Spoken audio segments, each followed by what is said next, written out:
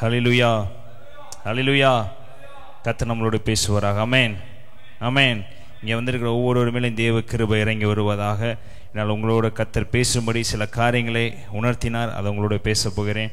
தேவநாமம் மகிமைப்படுவதாக. ஆமென். எடுத்து வாசிப்போம். சங்கீதம் 145 அதிகாரம் 18 வசனம், சங்கீதம் 1 அதிகாரம் 2 வசனம் எடுத்துக்கொள்ளுங்கள்.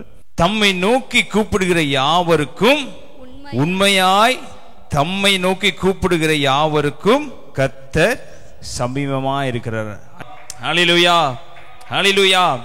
இந்த நாள் அவர் நோக்கி கூப்பிடுகிற யாவருக்கும் அவர் இறங்கி வந்து அற்புதம் செய்கிறவர் இருக்கிறார். ஹல்லேலூயா. அவரை நோக்கி விண்ணப்பம் பண்ணுகிற யாவருக்கும் அவர் அதிசயம் செய்கிறவராக இருக்கிறாரு. இரவும் பகல் அவருடைய சமூகத்தில் உட்கார்ந்து இருக்க உங்களுக்கு அவர் அற்புதங்களை செய்கிறவர் இருக்கிறாரு. நீங்க கேட்கிற காரியங்களுக்கு ஆம் என்றும் ஆமென் என்றும் பதிலளிக்கிறவர் இருக்கிறார். ஹல்லேலூயா, ஹல்லேலூயா. தம்மை நோக்கி கூப்பிடுகிற யாவருக்கும், ஒருத்தரோ 2 பேர் இல்ல, அவர் நோக்கி கூப்பிடுகிற எல்லா பேத்துக்கும் அவர் இறங்கி வருகிறவராக இருக்கிறாரு. உண்மையாய் தம்மை நோக்கி கூப்பிடுகிற யாவருக்கும் அவர் எப்படி இருக்கிறாரா? அவர் கேட்கிறவர் மாத்திரம் இல்ல, உங்களுக்கு எப்படி இருக்கிற தேவனா இருக்கிறாரு? சமீபமா இருக்கிறது. பக்கத்துல சொல்லுங்க, எனக்கு அவர் சமீபமா இருக்கிறாரு, என் அருகில் அவர் இருக்கிறாரு, என் அருகில் அவர் உட்கார்ந்து இருக்கிறாரு, அவர் சொல்ற எல்லாவற்றையும் அவர் செய்கிறவர் இருக்கிறார். ஹல்லேலூயா, ஹல்லேலூயா. எடுத்து வாசிப்போம். சங்கீதம் 1 அதிகாரம் 2 வசனம், எல்லாத்துக்கும் மனப்பாடமா தெரிஞ்ச வசனம்.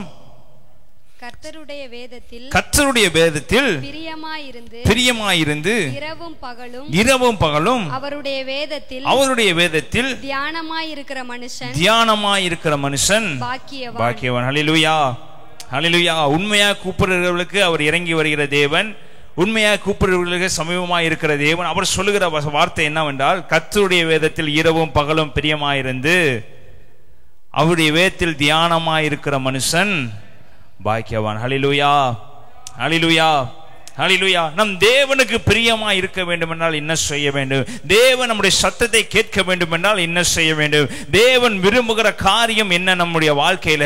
நாம் தேவனிடத்தில் விண்ணப்பம் பண்ணுகிறோம், அந்த விண்ணப்பத்திற்கு உடனே ஆம் என்றும் ஆமென் என்றும் பதிலில் வர வேண்டும் என்று விரும்புகிறோம். நாம் தேவனுக்கு எப்படிப்பட்ட பிள்ளைகளாக மாற வேண்டும் என்று சில காரியங்களை ஆவியானவர் என்னோடு பேசினார், அதை உங்களோட நான் பேச போகிறேன். ஆண்டவருக்கு விருப்பமான காரியம் நம்ம நினைக்கிறோம், இயேசுவின் நாமத்தில் நடந்தே ஆக வேண்டும் என்றால் நம்ம நடக்க வேண்டும் என்று நாம் விரும்புகிறோம். ஆனா சில நேரங்களில் நடக்க மாட்டேங்குது. பிரியமானவர்களே, நம்ம ஒரு காரியத்தில் உரிமையாக தேவனிடத்தில் கேட்கிறோம், அந்த காரியம் நிறைவேறிய ஆக வேண்டும் என்று விரும்புகிறோம். ஆனால் அது உண்மையாக கூப்பிடுகிறோமா இல்ல கூப்பிட விதமா கூப்பிடுகிறோமா?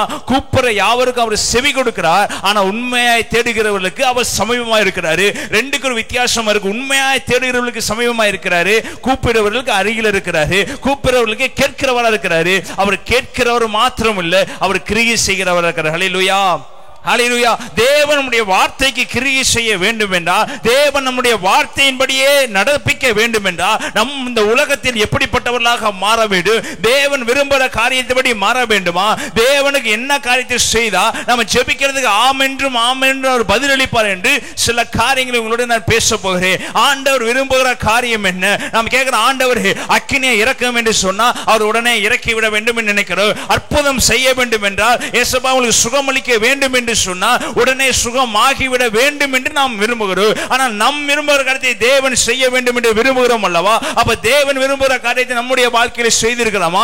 தேவன் விரும்புகிற காரியம் நம்முடைய வாழ்க்கையில இருக்கிறதா? இன்று ஆவியானவர் உங்களோட பேச சொல்கிறாரு. பலிபீடத்தை பத்தி உங்களோட பேச சொன்னாரு.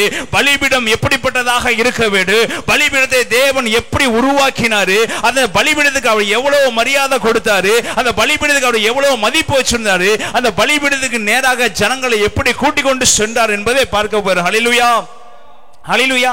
எல்லாத்துக்கும் ஒரு ஒழுங்கு இருக்கு பிரியமானவர்களே. புதிய ஏற்பாட்டுல கிருபை இருக்குது, இல்லை என்று சொல்லல. ஆனால் தேவன் ஒழுங்கை எதிர்பார்க்கிற தேவனா இருக்கிறாரு. நம் வார்த்தைக்கு அவர் பதிலளிக்க வேண்டும் என்றால், தேவனுக்கு சுத்தமான காரியங்கள் நம்ம வாழ்க்கையில செய்யும் போது அவர் அப்படியே பதிலளிக்கிறவராக இருக்கிறார். ஹல்லேலூயா. இரவும் பகலும் தேவனுடைய வசனத்தில் பிரியமாயிருந்து அவரையே நோக்கி இருக்கிற மனுஷன் யாருங்க? சொல்லுங்க, நீங்க யாருங்க? பாக்கியவான். ஹல்லேலூயா, ஹல்லேலூயா. இரவும் பகலும் தேவசனத்தில் உட்கார்ந்திருக்கு நீங்க பாக்கியவான். உண்மையா கூப்பிடுகிற உங்களுக்கு அவர் எப்படி இருக்கிறாரா? கேட்கிறவரா இல்ல, எப்படி இருக்கிறாரு? பக்கத்தை சொல்லுங்க, சமீபமா இருக்கிறவங்களுக்கு வேணுமா இல்ல கேட்கிறவர் உங்களுக்கு வேணுமா? கேட்கிறவங்க நீங்க ஒரு விஷயத்தை கேட்பீங்க, அவங்க கேட்டுட்டு அதை செய்யாம போயிருவீங்க. நம்ம வாழ்க்கையில் நிறைய பேர் சொல்றதை காது கொடுத்து என்ன பண்ண மாட்டோம், கேட்டுக்கிட்டு போவோம், இல்லை கேட்காம போவோம். ஆனா என்ன பண்ணுவோம், செய்யறது செய்யாது யாருடைய விருப்பம்? நம்மளுடைய விருப்பம் தான். ஆனா நீ சொல்லிட்டேன், என்ன பண்ணிட்டேன், ஆனா சமீபமா இருக்கிறது என்பது எல்லா சூழ்நிலையும் கூட பக்கத்திலே இருந்து உங்களுக்கு உதவி செய்து உங்களை தூக்கி உங்களை நிறுத்தி உங்களை ஆசீர்வதிக்கிறதாங்க சமீபமா இருக்குது. ஹல்லேலூயா, ஹல்லேலூயா. அவர் கேட்கிறவராக இராமல் உங்களோடு அவர் நடக்கிறவராக விரும்புகிறார். ஹல்லேலூயா. உங்களோடு இணைந்து நிற்கிறவராக அவர் இருக்கிறார். ஹல்லேலூயா, ஹல்லேலூயா. எடுத்து வாசிப்போம். 2 நாளாகமம் 7ஆம் அதிகாரம் 11ஆம் வசனத்திலிருந்து 15ஆம் வசனம் வரையும். 14ஆம் வசனம் வாசிங்க. என் நாமம் தரிக்கப்பட்ட என் ஜனங்கள் தங்களை தாழ்த்தி ஜெபம் பண்ணி என் முகத்தை தேடி தங்கள் பொல்லாத வழிகளை விட்டு திரும்பினால் அப்பொழுது பரலோகத்தில் இருக்கிற நான் கேட்டு அவர்கள் பாவத்தை மன்னித்து அவர்கள் தேசத்துக்கு சேமத்தை கொடுப்பேன். இந்த ஸ்தலத்திலே செய்யப்படும் ஜெபத்திற்கு என் கண்கள் திறந்தவைகளாகவும் என் செவிகள் கவனிக்கிறவர்களுமாய் இருக்கும். என் நாமம் இந்த ஆலயத்தில் என்றைக்கும் இருக்கும்படி நான் இதை தெரிந்து கொண்டு பரிசுத்தப்படுத்தினேன். என் கண்களும் என் இருதயமும் என்னாலும் எங்க இருக்கும், இங்க இருக்கும். ஹல்லேலூயா, ஹல்லேலூயா, ஹல்லேலூயா. சாலமோனுடைய ஜெபம் இப்படிப்பட்டதா இருந்துச்சு. 2 நாளாகமம் 6ஆம் அதிகாரம் 40ஆம் வசனம் இப்படியே எழுதப்பட்டிருக்கிறது. இப்போதும் என் தேவனே, இந்த ஸ்தலத்திலே செய்யப்படும் விண்ணப்பத்திற்கு உம்முடைய கண்கள் திறந்தவைகளாகவும் உம்முடைய செவிகள் கவனிக்கிறவைகளாகவும் இருப்பதாக என்று சாலமோன் விண்ணப்பம் பண்ணுகிறாரு. அடுத்த அதிகாரத்துல தேவன் வாக்கு கொடுக்கிறாரு. இந்த ஸ்தலத்திலே செய்யப்படும் ஜெபத்திற்கு என் கண்கள் திறந்தவைகளாகவும் என் செவிகள் கவனிக்கிறவர்களாகவும் இருக்கிறது. ஹல்லேலூயா, ஹல்லேலூயா. ஒரு விண்ணப்பம் பண்றாரு. இந்த இடத்துல நான் ஜெபிக்கிற எல்லா ஜெபத்திற்கும் உங்களுடைய செவிகள் என்ன இருக்கணும், திறந்திருக்கணும். உன் கண்கள் என்ன இருக்கணும், திறந்திருக்கணும் அப்படின்னு ஒரு வேண்டுதல் வைக்கிறாரு. அடுத்த அதிகாரத்துல ஆண்டவர் என்ன பண்றாரு, ஒரு வசனம் அந்த கமாவை கூட மாறாம என்ன பண்றாரு, இந்த இடத்துல என் செவிகள் கேட்கிறவரையாகவும் என் கண்கள் பார்க்கிறவராகவும் இருக்கு என்று வாக்கு கொடுக்கிறார். ஏன் இப்படி வாக்கு கொடுக்கிறாரு? அப்போ நீங்க எனக்கு நேராக நான் விரும்புகிற காரியத்தை நீங்கள் செய்வீர்கள் ஆனால் உங்களுடைய பாவங்களை விட்டு, உங்கள் சாபங்களை விட்டு, உங்க பிரச்சனைகளை விட்டு, உங்கள் போராட்டத்தை விட்டு எனக்கு நேராக உங்க பலிபீடங்களை ஏறெடுப்பீர்கள் ஆனால், எனக்கு நேராக நீ உட்காருவீர்கள் ஆனால், நீங்க கேட்ட காரியம் என்ன? இந்த ஸ்தலத்தில் ஜெபிக்கிற ஒவ்வொரு ஜெபத்திற்கும் உம்முடைய கண்கள் திறந்தவைகளாகவும் உன் செவிகள் கேட்கிறவைகளாக இருக்க வேண்டும் என்று நீங்க விரும்புகிறீங்கல்ல, அந்த காரியத்தை நான் செய்து முடிப்பேன் என்று கர்த்தர் சொல்கிறார். கணக்கு நன்றி சொல்லுதோமா? தேவன் விரும்புகிற காரியம் நீங்க கேட்கிறவை அப்படியே கொடுக்கிறவதான் பிரியமானவர்களே. ஆனா தேவன் விரும்புகிற காரியத்தை நம்மளுடைய வாழ்க்கையில செய்ய வேண்டும். நம்ம அதிகாரம் உள்ளவர்களாக மாற வேண்டும் என்னா தேவன் விரும்புகிற காரியத்தை நாம் செய்ய வேண்டும். அவர் அருவருக்கிற காரியங்களை விட்டுவிட வேண்டும். ஒன்ஸ் அதை விட்டுட்டோம்னா அது திரும்ப தொடராதபடி தேவன் நம்மளை பாதுகாக்கிறவர். ஹல்லேலூயா, ஹல்லேலூயா. என் நாமம் தரிக்கப்பட்ட என் ஜனங்கள் தங்களை தாழ்த்தி, தேவ சமூகத்துக்கு முன்னாடி தங்களை தாழ்த்தி, தேவனுடைய சமூகத்திற்கு முன்னாடி நான் ஒன்றுமில்லை என்று சொல்லி அவருடைய சமூகத்தில் நீ செய்ய விரும்புகிறதை நான் உமக்கிட்ட சொல்றேன், என்னை முழுவதுமாய் தாழ்த்துகிறேன், நீங்க இந்த இடத்துல அற்புதம் செய்ய என்று சொல்லும் போது அவர் அற்புதம் செய்கிறவர்கள். ஹல்லேலூயா. வல்லமை வரங்கள் நம்ம எவ்வளவுதான் ஆண்டவர் நம்ம கொடுத்திருந்தாலும் தன்னை தானே தாழ்த்துகிறோம், உயர்த்தப்படுவா. தன்னை தானே தாழ்த்துகிற கர்த்தர் ஆசீர்வதிப்பார். ஹல்லேலூயா, ஹல்லேலூயா, ஹல்லேலூயா. சாலமோன் சொல்றாரு, ஜனங்கள் தன்னைத்தானே எப்ப தாழ்த்துறாங்களோ, தன்னைத்தானே எப்போ வெறுக்கிறாங்களோ, என்னுடைய சமூகத்துக்கு நேரம் எப்போ உட்கார்றாங்களோ, அப்போ இந்த இடத்துல நீங்க கேட்கிற யாவையும் நான் செய்து முடிக்கிறவரா இருக்கிறேன். ஹல்லேலூயா, ஹல்லேலூயா. இப்ப சாலமோன் கேட்ட காரியம் என்னது? 6ஆம் அதிகாரம் 2 நாளாகமம் 6:40 வசனம், இந்த ஸ்தலத்திலே உம்முடைய கண்கள் திறந்தவைகளாகவும் உம்முடைய செவிகள் கவனிக்கிறவர்களாகவும் இருப்பதாக என்று கேட்டதற்கு இப்ப எல்லா காரியத்தையும் செய்து முடித்த பிறகு ஆண்டவர் வாக்குத்தத்தம் கொடுக்கிறார். என்ன வாக்குத்தத்தம் கொடுக்கிறார்னா, இந்த ஸ்தலத்திலே செய்யப்படும் ஜெபத்திற்கு என் கண்கள் திறந்தவைகளாகவும் என் செவிகள் கவனிக்கிறவைகளாகவும் இருக்கும். என் நாமம் இந்த ஆலயத்தில் என்றைக்கும் இருக்கும்படி நான் இதை தெரிந்து கொண்டு பரிசுத்தப்படுத்தினேன். என் கண்கள் என் இருதயமும் என்னாலும் எங்க இருக்குமா? சொல்லுங்க, எங்க இருக்குமா? அந்த ஆலயம் எங்கெங்க இருக்கு சொல்லுங்க. இது ஆலயமா? இது ஆலயமா? எங்க இருக்குது சொல்லுங்க, எங்க இருக்கு? ஆலயமாகிய உங்க வாசஸ்தலத்தில் உங்கள் இருதயத்தில் அவர் என்னால் நீங்க கூப்பிடுறதற்கு அவர் கண்கள் திறந்தவைகளாகவும் காதுகள் கேட்கிறவர்களாக கடந்த நன்றி செலுத்துவோமா. அவரை நோக்கி நீங்கள் தாழ்மையுள்ளவர்களாக மாறப்பட்டீங்கன்னா, அவருடைய சமூகத்தில் நீ உட்காரவர்களாக மாறப்பட்டீங்கன்னா, அவருடைய சமூகத்தில் நெருங்கி இருக்கிறவர்களாக மாறப்பட்டீங்கன்னா, அவரை நோக்கி கூப்பிடுகிற யாவருக்கும், அவர் உண்மையாக கூப்பிடுற யாவருக்கும் அவர் சமீபமாக இருந்து நீங்க கேட்கிற காரியங்கள் எல்லாவற்றையும் அவர் கேட்கிறவராகவும் அவர் கவனிக்கிறவராகவும் அவர் செய்து முடிக்கிறவராக இருக்கிறார். ஹல்லேலூயா, ஹல்லேலூயா. அவர் சொல்ற வசனம், அந்த வார்த்தையை வாசித்தீங்கன்னா, என் கண்கள் என் இருதயமும் என்னாலும் எங்க இருக்குமா? வாசஸ்தலத்தில் இருக்கு, உங்கள் இருதயத்தில் இருக்கு, உங்க ஆலயத்தில் இருக்கும் என்று கர்த்தர் வாக்குத்தத்தம் பண்ணுகிறார். அவர் பொய் சொல்ல ஒரு மனிதன் அல்ல, ஒரு மனமாற ஒரு மனுப்புத்தன் அல்ல. அவர் சொல்லியும் செய்யாதிருக்கிறவர்ல பிரியமானவர்களே, அவர் என்ன சொல்றாரோ அவர் செய்து முடிக்க வல்லவராக இருக்கிறாரு. அவர் செய்கிற காரியம் பயங்கரமானவர்கள். ஹல்லேலூயா.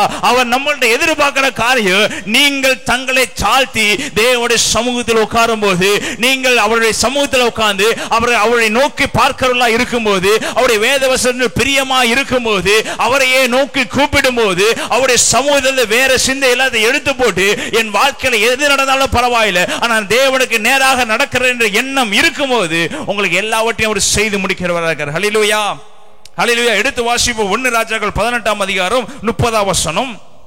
1 ராஜாக்கள் 18ஆம் அதிகாரம் 30ஆம் வசனம், பக்கம் 455. அப்பொழுது எலியா சகல ஜனங்களையும் நோக்கி என் கிட்டே வாருங்கள் என்றான். சகல ஜனங்களும் அவன் கிட்டே வந்தபோது தகர்க்கப்பட்ட கர்த்தருடைய பலிபீடத்தை அவன் செப்பனிட்டு. ஏன் செப்பனிடணும்னா, சத்தம் கேட்கணும்னா பலிபீடத்தை என்ன பண்ணித்தான் ஆகணும்? செப்பனிட்டு தான் ஆகணும். வார்த்தை கீழ்ப்படியணும்னா, வார்த்தை இறங்கணும்னா, அக்கினி இறங்கணும்னா, உங்க வாழ்க்கையில உங்களுக்கும் தேவனுக்கும் இருக்கிற உடன்படிக்கையும் உங்களுக்கும் தேவன் இருக்கிற உறவையும் நீங்க சீர்படுத்தி தான் ஆகணும். இஸ்ரவேல் ஜனங்களை தேவன் உருவாக்கினாரு. இஸ்ரவேல் ஜனங்களை எகிப்திலிருந்து தேவனே விடுதலையாக்கி கொண்டு வந்தாரு. இஸ்ரவேல் என்று பெயரிட்டாவே ஆசீர்வதிக்கப்பட்டவர்கள் என்று அர்த்தம். யாக்கோபுக்கு தான் சொன்னாரு, நீ இஸ்ரவேல், நீ எப்பொழுதும் ஆசீர்வதிக்கப்பட்டவர்கள் என்று வாக்குத்தத்தம் கொடுத்தாரு. அந்த இஸ்ரவேல் ஜனங்கள் என்ன இல்லாம இருந்தாங்க? தேவனை நோக்கி பார்க்காமல் பாகாலுக்கு அடிவணிந்து இருந்தாங்க. இதை பார்த்த எலியா முதலாவதாக அவங்களை கூப்பிட்டு சொன்னார், இஸ்ரவேல் ஜனங்களை கூட்டிட்டு பக்கத்துல வர சொல்லிட்டு அவர் சொல்றாரு, தேவனுடைய பலிபீடத்தை செப்பரேட். அப்ப இஸ்ரவேல் ஜனங்களுக்கு தேவனுக்கு என்ன இருந்துச்சுங்க?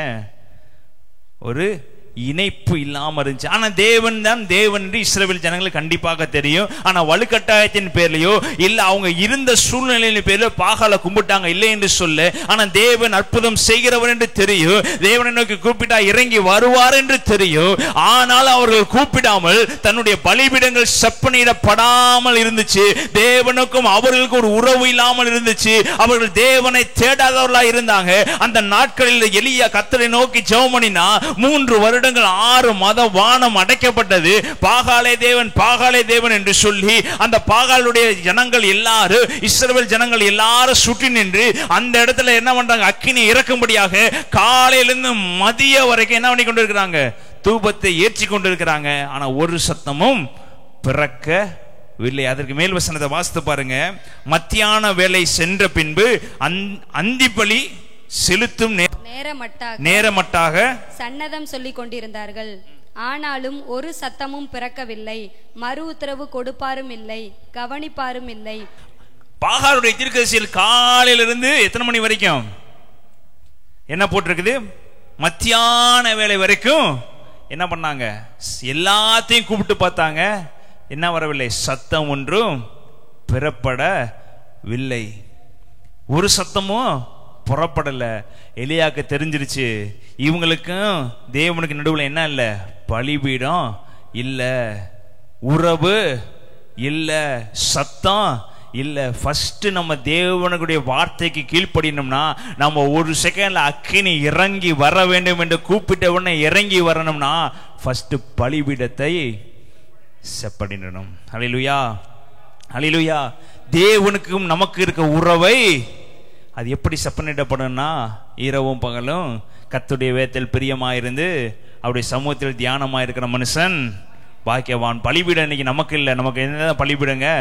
வார்த்தை தான் பலிபீடம், வசனம் தான் பலிபீடம், இயேசு தான் நமக்கு என்னது பலிபீடம். எலியா பெரிய தீர்க்கதரிசி, பலிபீடத்தை செப்பனிடாட்டியும் ஒரு வார்த்தை சொன்னா என்ன நடக்க, அக்கினி இறங்கி வந்திருக்கு. இறங்கி வராதுன்னு இல்லைன்னா வார்த்தை கொடுத்தது ஆண்டவர் தான், இறங்கி வந்திருக்கிறோம். ஆனா அவன் செப்பனிட வேண்டிய காரியங்கள் என்ன ஒண்ணுன்னா செப்பனிட்டான். தேவனுக்கு நேராக இருதயத்தை ஏறெடுக்கும் போது தேவன் இறங்கி வருகிறவர்கள். ஹல்லேலூயா, ஹல்லேலூயா.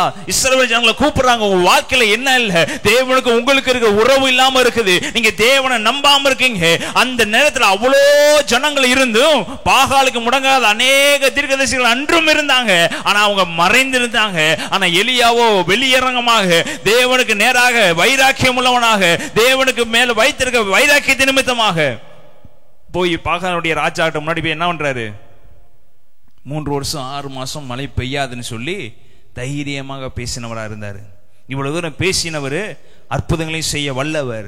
ஆனா ஜனங்களுக்கும் ஆண்டவருக்கு ஒரு உறவை ஏற்படுத்தும்படியாக தேவன் விரும்புகிற காரியம் ஒரு பலிபீடத்தை உண்டாக்கி அதை செப்பனிட்டு, வசனம் வாசிங்க 31, உனக்கு இஸ்ரவேல் என்று பேர் இருப்பதாக என்று சொல்லி கர்த்தருடைய வார்த்தையை பெற்ற யாக்கோபுடைய குமாரரால் உண்டான கோத்திரங்களுடைய இலக்கத்தின்படியே 12 கற்களை எடுத்து, பலிபீடத்தில் எத்தனை கற்கள் எடுக்கிறாரு, 12 கோத்திரத்துக்கு தகுந்த மாதிரி 12 கற்களை எலியா என்ன பண்றாரு எடுக்கிறாரு. இப்ப நம்ம எத்தனை கற்களை ஆண்டவருக்கு நேரா வச்சிருக்கணும், எத்தனை தூப கலசங்களை ஆண்டவருக்கு நேரா எடுத்திருக்கிறோம். நான் தேவனுடைய பிள்ளை என்று சொல்லி, எனக்கு தேவனுக்கும் எனக்கும் ஒரு ஐக்கியம் இருக்கு என்று சொல்லி நாம் ஏதாவது ஒரு கல் எடுத்து வைத்திருக்கிறோமா? அங்க எலியா பண்றாரு, இஸ்ரவேல் ஜனங்கள் இருக்கிற கோத்திரங்களின்படியே 12 கற்களை. ஏன்னா தேவனுக்கு பிரியமானது 12 கோத்திரம், தேவனுக்கு பிரியமான பிள்ளைகள் தான் உறவு இல்லாம இருக்கிறாங்க. ஃபர்ஸ்ட் அவங்களுக்கும் தேவனுக்கு ஒரு உறவை என்ன பண்ணணும், உண்டாக்கணும். இஸ்ரவேல் ஜனங்களுக்கும் தேவனுக்கு ஒரு உறவை உண்டாக்கணும் என்று சொல்லி இஸ்ரவேல் ஜனங்கள் இருக்கிற கோத்திரத்துக்கு தகுந்த மாதிரி கற்களை என்ன பண்றாரு, 12 கற்களை என்ன பண்றாரு ஏறெடுத்து, அந்த கற்களாலே கர்த்தருடைய நாமத்திற்கென்று ஒரு பலிபீடத்தை கட்டி, பலிபீடத்தை சுற்றிலும் தானியம் அழைக்கிற 2 படி விதைக்கத்தக்க இடமான ஒரு வாய்க்காலை உண்டாக்கி, இது வாய்க்காலை உண்டு பண்ணா அடுத்து சந்து சந்தாக வெட்டி போனா அதெல்லாம் பத்தி நான் பேசல. அதற்கு மேல இருக்கிற காரியம் தான், அந்த கற்களாலே கர்த்தருடைய நாமத்திற்கென்று ஒரு பலிபீடத்தை கட்டி. எந்த கற்கள் அந்த கற்கள்? 12 கோத்திரத்தினுடைய கற்கள். அந்த 12 கோத்திரம் யாருங்க? இஸ்ரவேல். இப்போ நம்மளாம் ஒரு கோத்திரம் என்று வைத்துக் கொள்ளுங்க, நம்மளாம் ஒரு கல் என்று வைத்துக் கொள்ளுங்க.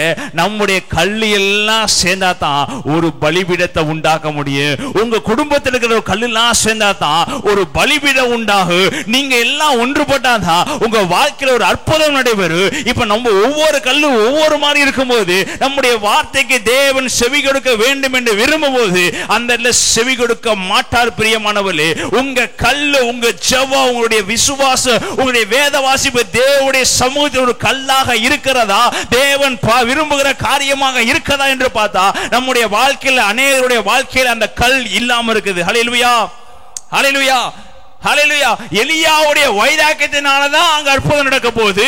எலியாவுடைய விசுவாசத்தினாலதான் அங்க அற்புதம் நடக்க போகுது. எலியாவுடைய வைராக்கியத்தினாலதான் அங்க அற்புதம் நடக்க போகுது. எலியாவுடைய வைராக்கியம் ஒன்றேதான், இஸ்ரவேலின் தேவனாகிய தேவனே தேவன் என்று நிரூபிப்பதற்காக அவன் வைராக்கியம் நிற்கிறான். ஆனா அந்த இடத்துல அவன் ஏற்படுத்துகிறது நம்பாத ஜனங்கள், விசுவாசிக்காத ஜனங்கள், தேவனை புறக்கணித்த ஜனங்களுக்கு அந்த ஜனங்களின் கோத்திரத்துக்கு தகுந்த மாதிரி அந்த ஜனங்களுடைய கல்லை எடுத்து, அந்த கோத்திரத்துக்குடைய கல்லை எடுத்து யாருக்கு பலிபீடத்தை கட்டுறாரு சொல்லுங்க? ஆண்டவருக்கு பலிபீடத்தை இது கட்டணுமா? அவசியம் இல்லை. அவங்க என்ன பண்ணுவாங்க? பாகாலுக்கு முடங்கினவங்க. அவங்களுடைய வேலை ஒரே ஒரு வேலை தான், இந்த ஜனங்கள் மாற்றப்படணும்னா தேவனோட என்ன பண்ணணும், இணைக்க வேண்டும், தேவனோட சேர்க்க வேண்டும் என்ற எண்ணம் எலியாவுக்கு உண்டாச்சு. எலியாவுடைய கல்லுன்னு எடுத்து வச்சிருக்கலாம். எலியா ஒரு 4 கல்லை எடுத்து அந்த என்ன சந்து சந்தாக வெட்டி தண்ணியை ஊற்றி என்ன பண்ணிருக்கலாம், அற்புதத்தை நிகழ்த்தி இருக்கலாம். அவன் பார்க்கிறான், இஸ்ரவேலுக்கும் தேவனுக்கு நடுவாக என்ன இல்லை, உறவு இல்லை. அந்த வசனத்தை திரும்ப வாசிங்க, 30ஆம் வசனம். எலியா சகல ஜனங்களையும் நோக்கி என் கிட்டே வாருங்கள் என்றான். சகல ஜனங்களும் அவன் கிட்டே வந்த போது, சொல்லுங்க, சத்தமா வாசிங்க, சத்தமா வாசிங்க. தகர்க்கப்பட்ட கர்த்தருடைய பலிபீடத்தை. அப்ப தகர்க்கப்பட்டு போனது யாருங்க? இஸ்ரவேல் ஜனங்கள் தகர்க்கப்பட்ட சூழ்நிலை இருந்தாங்க. இஸ்ரவேல் ஜனங்கள் உடைக்கப்பட்ட சூழ்நிலை இருந்தாங்க. இஸ்ரவேல் ஜனங்கள் அந்த நெருக்கப்பட்ட சூழ்நிலை இருந்தாங்க. ஃபர்ஸ்ட் அவர்கள் என்ன பண்றாரு? அவரு செப்பனிடுகிறாரு. அப்ப நம்முடைய வாழ்க்கையில நம்முடைய சத்தத்தை தேவன் கேட்கணும்னா நம்மளை நாமளே என்ன பண்ணணும்? செப்பனிட்டு ஒடுக்கி நம்மளை உருவாக்கி நம்முடைய சத்தத்துக்கு என்ன பண்ணணும்? உட்காரணும். தேவ சமூகத்தில் என்ன பண்ணணும்? உட்காரணும். அதே 36ஆம் வசனம் வாசிங்க. அந்தி பலி செலுத்தும் நேரத்திலே தீர்க்கதரிசியாக எலியா வந்து இதெல்லாம் செப்பனிட்டு எல்லாத்தையும் பக்கத்துல வர சொல்லிட்டு அவங்களோட கோத்திரத்தின்படியே ஒவ்வொரு கோத்திரம், லேவி கோத்திரம், யூதா கோத்திரம், அந்த கோத்திரம் சொல்லி 12 கோத்திரத்தின்படி பேரை சொல்லி அந்த 12 கல்லை வச்சே ஒரு பலிபீடத்தை கட்டி அதன் மேல எல்லா ஆடு மாடுகளையும் போட்டுட்டு எலியா நேரா வந்து ஒரே ஒரு வார்த்தை சொல்றாரு. எலியா அந்த பலி செலுத்தும் நேரத்திலே தீர்க்கதரிசியாக எலியா வந்து ஆபிரகாமுக்கும் ஈசாக்குக்கும் யாக்கோப்புக்கும் தேவனாய கர்த்தாவே, இஸ்ரவேலே நீர் தேவன் என்றும் நான் உம்முடைய ஊழியக்காரன் என்றும் நான் இந்த காரியங்களை எல்லாம் உம்முடைய வார்த்தையின்படியே செய்தேன் என்றும் இன்றைக்கு விளங்க பண்ணும் கர்த்தாவே, நீர் தேவனாகிய கர்த்தர் என்றும் தேவரீர் தங்கள் இருதயத்தை மறுபடியும் திருப்பினீர் என்றும் இந்த ஜனங்கள் அறியும்படி என்னை கேட்டருளும் என்றான். அப்பொழுது கர்த்தரிடத்தில் இருந்த அக்கினி இறங்கி அந்த சர்வாங்க தகன பலியிலையும் விறகுகளையும் கற்களையும் மண்ணையும் பட்சித்து வாய்க்காலில் இருந்த தண்ணீரையும் நக்கி போட்டது. ஜனங்கள் எல்லாம் இதை கண்டபோது முகங்குப்புற விழுந்து கர்த்தரே தெய்வம், கர்த்தரே தெய்வம் என்றார். கர்த்தரை நன்றி செலுத்துவோம். நல்ல வேளையில இப்ப எலியா செப்பனிடப்பட வேண்டியதை செப்பனிட்டு இஸ்ரவேல் ஜனங்கள் எல்லாரையும் கர்த்தருக்கு நேராக திருப்பி பெரிய ஜெபம் பண்ணல. தேவனோட உறவு உனக்கு கரெக்டா இருந்துச்சுன்னா, தேவனுடைய சமூகத்தை உண்மையா அவரை நோக்கி கூப்பிடுவலா இருந்தீங்கன்னா, தேவனுடைய சமூகத்தை உண்மையா ஒரு தேவ சமூகத்தில் உட்காரவலா இருந்தீங்கன்னா நீங்க பெரிய ஜெபம் பண்ண மாட்டீங்க. ஏன்னா எனக்கு அதிகாரம் இருக்குது, என் ஜெபத்துக்கு அவர் ஆம் என்றும் பதிலளிப்பார் என்ற நம்பிக்கை இருக்குன்னு உட்கார்ந்துருந்தோம்னா அவர் உடனே பதிலளிக்கிறவர்கள். ஹல்லேலூயா. தேவனுடைய சமூகத்தில் இரவும் பகல உட்கார ஆரம்பிச்சீங்கன்னா உங்களுக்குள்ளே ஒரு தைரியம் வருது, நான் சொன்னா அவர் செய்து முடிப்பார். ஹல்லேலூயா, ஹல்லேலூயா. எலியாக்கு அந்த வைராக்கியம், அவன் சொல்றான், ஒரே ஒரு வார்த்தை சொல்றான், இஸ்ரவேலே நீர் தேவன் என்றும் நான் உம்முடைய ஊழியக்காரன் என்றும் நான் இந்த காரியங்கள் எல்லாம் உம்முடைய வார்த்தையின்படியே செய்தேன் என்றும் இன்றைக்கு நீங்க நம்ம எப்படி ஜெபம் பண்ணிருப்போம், ஏசப்பா ப்ளீஸ் ஏசப்பா அதை பண்ணுங்க இதை பண்ணுங்க என்ன பண்ணிட்டு இருக்கோம், கெஞ்சிட்டு உட்காந்துருக்கிறோம். ஆனா தேவ சமூகத்தில் இரவு பகல உட்காந்தீங்கன்னா எப்படி ஜெபம் பண்ண மாட்டீங்க? ஒரு இடத்துல போய் நீர் என் தேவன் என்றும் நான் உம்முடைய மகன் என்று நிறுவி என்று சொல்லும் போது அவர் இறங்கி வந்து அற்புதம் செய்கிறவர்கள். ஹல்லேலூயா, ஹல்லேலூயா. அறையில் அதிகமா உட்காந்தீங்கன்னா நீங்க வெளியே வந்து ஒரு செகண்ட் என்ன போதுங்க, அற்புதம் நடக்குங்க. நீங்க உள்ள ஒண்ணும் இல்லைன்னா வெளியே எத்தனை மணி நேரம் நீங்க ஆக்ஷன் பண்ணாலும் அங்க என்ன நடக்காது.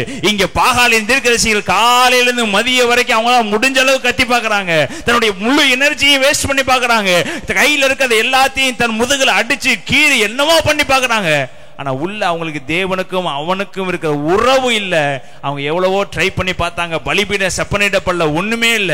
தன்னுடைய வாயினால அறிக்கையிட்டு எவ்வளவோ கத்தி பார்த்தாங்க, பாகால் இறங்கல. ஆனா தேவனுக்கும் எலியாக்கு இருந்த உறவு ஒரு பெரிய உறவு இல்ல. தேவனுடைய எப்பயுமே தேவனையே நம்பி உட்கார்ந்திருந்தான். மரண பரியந்தமும் தேவனை எனக்கு உதவி செய்யணும் என்று சொல்லி அவன் கேரித்தல உட்கார்ந்திருந்தான். எங்க போ சொன்னாரோ போனா, தண்ணீர் இல்லாமல் உட்கார்ந்திருந்தான், எப்பொழுதும் தேவனையே நம்பி உட்கார்ந்திருந்தான். அதனால எலியா கூடவே அவர் என்ன உண்மையா எலியா தேவனை தேடினபடினால தேவன் எலியாவுக்கு எப்படியா இருந்தாரா, சமீபமா இருந்தாரு. அதனால அவன் சொல்றான், என் பக்கத்துல தானே இருக்கிறீங்க, இறங்கி வந்து அக்கினியை போடுங்கன்னு சொன்ன உடனே அக்கினி இறங்கி வந்து பச்சித்து போது நன்றி சொல்லுத்தோமா. இப்ப கேட்கிறவராக இருக்க போறீங்களா, இல்ல சமீபமா இருக்கிறவராக மாற்றப்பட போறீங்களா? தேவனுடைய சமூகத்தில் உங்கள் உறவு எப்படி இருக்கிறது? இஸ்ரவேல் ஜனங்களை தேவனுக்கு நேராக உண்டாக்கும்படியாக உருவாக்கும்படியாக பலிபீடத்தை செப்பனிடுகிறாரு. செப்பனிட்ட உடனே 19 ஜனங்கள் எல்லாரும் இதை கண்ட போது முகங்குப்புற விழுந்து கர்த்தரே தெய்வம், கர்த்தரே தெய்வம் என்று ஆர்ப்பரித்தார்கள். ஹல்லேலூயா. அப்ப தேவ சமூகத்தில் உட்கார்ந்தீங்கன்னா வெளியே என்ன பண்ண தேவையில்லை, பெருசா ஒரு வார்த்தை, என் வார்த்தைக்கு அவர் கேட்கிறவரா இருக்கிறாரு, அவர் செய்கிறவரா இருக்கிறார். ஹல்லேலூயா. சாலமோன் கேட்கிறார்ல, ஒரே ஒரு வார்த்தை கேட்கிறாரு, இந்த இடத்துல உங்களுடைய கண்கள் திறந்தவைகளாகவும் செவிகள் கேட்கிறவரா இருக்கணும். அப்படியே தேவன் என்ன பண்ண நிறைவேற்றினாரு. இங்க எலியா சொல்ற காரியத்திற்கு தேவன் என்ன பண்ணாரு, அப்படியே அடுத்த நிமிடம். ஏன்னா 2 பேத்துக்கு தேவனோட இருக்கிற உறவு எப்படி இருந்துச்சு, செப்பனிடப்பட்டதா இருந்தது. கடந்த நன்றி செலுத்தோமா. இப்ப நம்முடைய உறவும் தேவனுடைய உறவும் செப்பனிடப்பட்டதா இருந்துச்சுன்னா பலிபீடத்தை கட்ட ஆரம்பிச்சிடும். பலிபீடம் என்கிற வசனத்தை கட்ட ஆரம்பிச்சிடும். பலிபீடம் என்கிற வாக்குத்தத்தத்தை கட்ட ஆரம்பிச்சிடும். பலிபீடமா இருக்கிற இயேசு கிறிஸ்துவ என்ன பண்ணுவோம், அன்னைக்கு பலிபீடத்துல போய் எல்லாத்தையும் என்ன பண்ணாங்க, வெட்டி போட்டு சர்வாங்க தகன விட்டாங்க. ஆனா இயேசுவோ உங்களுக்கு எனக்கு சர்வாக தகன பலியா மாற்றி எல்லா பலிபீடத்தின் பாவங்களையும் அவர் ஏற்றுக்கொண்டு அவளை பரிசுத்தமா மாற்றிட்டு, நீங்க பலிபீடத்துல போய் பலி செலுத்த தேவையில்ல, தேவனை நோக்கி ஆராதனை செய்யுங்க என்று சொல்லி அவர் எல்லாத்தையும் ஏற்றுக்கொண்டார். பிரியமானவர்களே, நீங்க பலிபீடம் கட்ட தேவையில்ல, இரவும் பகலும் தேவனுடைய சமூகத்தில் உட்கார்ந்தா போதும். எலியாவை காட்டிலும் பெரிய அற்புதங்களை செய்கிறவராக, சாலமோனை காட்டிலும் சிறந்த ஞானம் உள்ளவர்களாக கர்த்தர் நம்மை உருவாக்க வல்லவராக இருக்கிறார். ஹல்லேலூயா, ஹல்லேலூயா. இன்னொரு வசனத்தை வாசிப்போம். 2 நாளாகமம் 33ஆம் அதிகாரம் 16ஆம் வசனம். கர்த்தருடைய பலிபீடத்தை செப்பனிட்டு அதன் மேல் சமாதான பலிகளையும் ஸ்தோத்திர பலிகளையும் செலுத்தி இஸ்ரவேலின் தேவனாகிய கர்த்தரை சேவிக்க வேண்டும் என்று யூதாவுக்கு கட்டளையிட்டான். யாருங்க இது? மனாசே. யாரு? மனாசே. கர்த்தருடைய பார்வைக்கு 12 வயசுல ராஜாவானா. 12 வயசுல இருந்து 55 வருடம் வரை அதை என்ன பண்ணா, ஆட்சி செய்தான். 12 வயசுல ராஜாவானவன் கர்த்தருடைய பார்வைக்கு பொல்லாப்பானதையே செய்து வந்தான். கர்த்தருடைய பார்வைக்கு பொல்லாப்பான காரியங்களையே செய்து வந்தான். தேவன் ஏற்படுத்தினவர், ராஜாவாக ஏற்படுத்தினவர், அடுத்தடுத்த தலைமுறையில் ராஜாவாக வந்தவர், தேவனுடைய பார்வைக்கு நலமானதை செய்வார் என்று ஒவ்வொருவரையும் அவர் எதிர்பார்க்கிறாரு.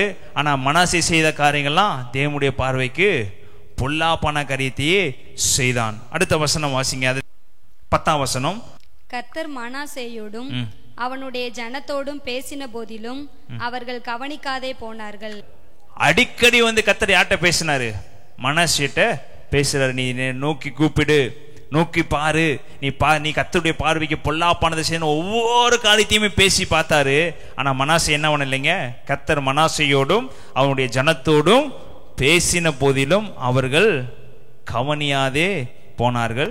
ஆகையால் கர்த்தர் அசீரியா ராஜாவின் சேனாதிபதிகளை அவர்கள் மேல் வரப்பண்ணினார். அவர்கள் மனாசேயை முச்செடியில் பிடித்து 2 வெண்கல சங்கினால் அவனை கட்டி பாபிலோனுக்கு கொண்டு போனார். ராஜாவை என்ன பண்ணிட்டாங்க, கட்டி சிறைப்பட்டு என்ன பண்ற, 2 சங்கிலா கட்டி சிறைப்பட்டு தூக்கிட்டு போயிட்டாருங்க. இப்படி அவன் நெருக்கப்படுகையில் தன் தேவனாகிய கர்த்தரை நோக்கி கெஞ்சி தன் பிதாக்களின் தேவனுக்கு முன்பாக மிகவும் தன்னை சொல்லுங்க, தன்னை தாழ்த்துகிறவர்களுக்கு அவர் எப்படிப்பட்டவர்களா இருக்கிறாரு சொல்லுங்க, தாழ்த்துகிறவருக்கு. இப்ப மனாசே என்ன பண்ணாரு, ஃபர்ஸ்ட் கர்த்தர் சொல்ற வார்த்தைக்கு அவர் என்ன பண்ணல, கீழ்ப்படியில, ஜனங்கள் கீழ்ப்படியில. ஆனா ஒரு நெருக்கம் வரும்போது, ஒரு போராட்டம் வரும்போது, தன் எதிராளி அவனை பிடித்து சங்கிலினால் கட்டி நெருக்கப்பட்ட சூழ்நிலையில மனாசே தன்னை தானே கர்த்தருக்கு முன்பதாக தாழ்த்தினா. நன்றி செலுத்துவோமா. நீங்க எப்பெல்லாம் தாழ்த்துறீங்களோ, நீங்க எந்த சூழ்நிலை இருந்தாலும் சரி, நீங்க தாழ்த்தினீங்கன்னா அவர் இரக்கமுள்ளவராக இருக்கிறார். ஹல்லேலூயா. தன்னைத்தானே தாழ்த்தி அவருடைய சமூகத்தில் உட்கார்ந்துட்டோம்னா அவர் உடனே இறங்கி வந்து அற்புதம் செய்கிறவர்காரு. இம்மையானாலும் சரி, மறுமையானாலும் சரி, எந்த சூழ்நிலையா இருந்தாலும் சரி, அவருக்கு முன்னாடி என்னை ஏசப்பா, என்னை நீங்க தூக்குங்க ராஜா, உண்மையே நம்பி வந்திருக்கிறேன், உண்மை நம்பி வந்திருக்க, நான் ஒரு நாளை வெட்கப்பட மாட்டேன் நீங்க சொல்லுங்க. அடுத்த நிமிஷம் அவர் இறங்கி வந்து அற்புதம் செய்கிறவர்கள். ஹல்லேலூயா, ஹல்லேலூயா. அப்ப அநேக முறை மனாசேக்கு கண்டிப்பு வந்துச்சு. ஆனா என்ன பண்ணல மனாசே, அதை காது கொடுத்து கேட்கல. ஆனா நெருக்கப்படும் போது அப்படியே என்ன பண்ணிட்டாங்க, கர்த்தருடைய காலில் விழுந்து தன்னை தானே தாழ்த்தி விட்டான். அடுத்த வசனம் வாசிங்க. அவரை நோக்கி அவன் விண்ணப்பம் பண்ணி கொண்டிருக்கிற போது அவர் அவன் கெஞ்சுதலுக்கு இறங்கி அவன் ஜெபத்தை கேட்டு அவனை திரும்ப எருசலேமில் தன்னுடைய ராஜ்யத்திற்கு வரப்பண்ணினார். கர்த்தரே தேவன் என்று அப்பொழுது மனாசே அறிஞ்சிட்டான். இப்ப கர்த்தர் தேவன் என்று மனாசே அறிஞ்ச உடனே தான் அறிஞ்சது மாத்திரம் இல்லாமல், நல்லா தெரிஞ்சுக்கொள்ளுங்க, தான் அறிஞ்சது மாத்திரம் இல்லாமல் இப்ப ஒன்னு ருசிச்ச உடனே அவன் என்ன பண்ணணும்னா அநேகருக்கு என்ன பண்ணணும், தேவன் என்னை தப்புவித்தா, தேவன் என்னை தாங்கினார், தேவனை தூக்கினார் என்று அநேகருக்கு என்ன பண்ணணும் சொல்லணும். இப்ப என்ன பண்றாரு அவர் யாரா இருக்கிறாரு, ராஜாவா இருக்கிறபடினால அடுத்த வசனம் வாசிங்க. கர்த்தருடைய ஆலயத்திலிருந்து அந்நிய தேவர்களை அந்த விக்கிரகத்தையும் எடுத்து போட்டு கர்த்தருடைய ஆலயம் உள்ள மலையிலும் எருசலேமிலும் தான் கட்டியிருந்த எல்லா பலிபீடங்களையும் அகற்றி பட்டணத்துக்கு புறம்பாக போடுவித்து கர்த்தருடைய பலிபீடத்தை செப்பனிட்டு. ஹல்லேலூயா, ஹல்லேலூயா, ஹல்லேலூயா. இப்போ மனாசே தேவனுக்கு விரோதமாக இருந்தவன் நெருக்கம் வந்த உடனே தன்னை தாழ்த்தின உடனே ஆண்டவர் அவனுக்கு என்ன பண்றாரு, தெளிவான புத்தியை கொடுக்கிறாரு. புத்தி வந்த உடனே அவன் என்ன பண்றானா, கெஞ்சுதலுக்கு இறங்கின உடனே அவன் உண்டாக்குன எல்லா பிசாசுடைய பாகாலுடைய எல்லா காரியங்களையும் பலிபீடங்களையும் தகர்த்திட்டு இப்ப அவனுக்கும் கர்த்தருக்கும் அவனுக்கும் ஜனத்துக்கும் தேவன் சத்தத்துக்கு எப்படி கீழ்ப்படிவாரோ, எப்ப கூப்பிட்டா இறங்கி வருவாரோ, என்ன இருந்தா நமக்கும் தேவனுக்கு உறவு உண்டாகும் என்று பார்த்து என்னத்தை முதலாவதாக உண்டு பண்ணுகிறாரு, ஒரு பலிபீடத்தை செப்பனிடுகிறார். ஏன்னா அந்த நாட்களில் பலிபீடத்தின் மூலியமா தான் ஆண்டவர் என்ன பண்ணுவார், இறங்கி வந்து பேசுவாரு. பலிபீடத்தின் மேல் பிரியமா இருக்கிறவர்களுக்கு தேவன் பிரியமா இருக்கிறவா இருக்கிறாரு. நீ பழைய ஏற்பாடுல எல்லாரும் பாத்தீங்கன்னா ஆபிரகாம் பலிபீடம் கட்டினார், எல்லாரும் பலிபீடம் கட்டிட்டே வருவாங்க. இப்போ மனாசேக்கு தெரிஞ்சிருச்சு, நம்ம சத்தத்தை கேட்கணும், நம்ம ஜனங்களுடைய சத்தத்தை கேட்கணும், தேவன் இறங்கி வரணும்னா நமக்கும் தேவனுக்கு உறவு இல்லாத இருக்கிற ஒன்றை என்ன பண்ணணும், செப்பனிடணும். என்ன செப்பனிடணும், பலிபீடத்தை, உடைக்கப்பட்ட பலிபீடத்தை. இவன் மாத்திரம் செப்பனிடுறது மாத்திரம் இல்லாமல் 16 வசனம், கர்த்தருடைய பலிபீடத்தை செப்பனிட்டு அதின் மேல் சமாதான பலிகளையும் ஸ்தோத்திர பலிகளையும் செலுத்தி இஸ்ரவேலின் தேவனாகிய கர்த்தரை சேவிக்க வேண்டும் என்று யூதாவுக்கு சொல்லல, யூதாவுக்கு கட்டளை கொடுத்தாங்க. நன்றி செலுத்தமா. தான் மாத்திரம் இல்லாமல் அங்க எலியா சொன்னார்ல, இஸ்ரவேல் ஜனங்களே பக்கத்துல வாங்க, பலிபீடத்தை செப்பனிட போலாம். செப்பனிட்ட உடனே அக்கினி இறங்கி வந்துச்சு என்று சொல்லும் போது இஸ்ரவேல் ஜனங்கள் எல்லாம் தேவனை ஏற்றுக்கொண்டாங்க. இங்க மனாசேயும் அதே தான் பண்றாரு. நான் மாத்திரம் என்னோட நெருக்கத்திலிருந்து நான் விடுதலை ஆகிறது முக்கியம் இல்ல, என் ஜனங்களும் விடுதலை ஆகணும், என் ஜனங்களும் வழி மாறி போறாங்க, என் ஜனங்களுக்கும் தேவனுக்கும் பலிபீடம் இல்ல, ஜனங்களுக்கும் தேவனுக்கு நடுவில் உறவு இல்ல, அந்த உறவை நான் புதுப்பிக்க வேண்டும் என்று சொல்லி பலிபீடத்தை செப்பனிட்டு யூதர்களுக்கு எல்லாத்துக்கும் என்ன கொடுக்கிறார், கட்டளை கொடுத்து தன்னுடைய வழிகளை செப்பனிட்டு தேவனுக்கும் மனிதர்களுக்கும் தேவனுக்கும் யூதர்களுக்கு நடுவா ஒரு வழியை உண்டு பண்ண. கண்ணை தண்டி சொல்லுமா, இதுதாங்க நமக்கும் தேவனுக்கும் இடையே இருக்கிற உறவை செப்பனிட வேண்டும். ஹல்லேலூயா, ஹல்லேலூயா. தேவன் நம்ம கூப்பிட காரியங்களுக்கு அவர் ஆம் என்றும் ஆமென் என்றும் பதிலளிக்க வேண்டும்னா நாம் தேவனுக்கு ஏதோ ஒரு காரியத்தை செய்ய வேண்டும். பிரியமானவர்களே, ஏதோ ஒரு காரியத்தை நிமித்தமாக தான் நம்ம ஜெபம் தடைபட்டு கொண்டிருக்குது.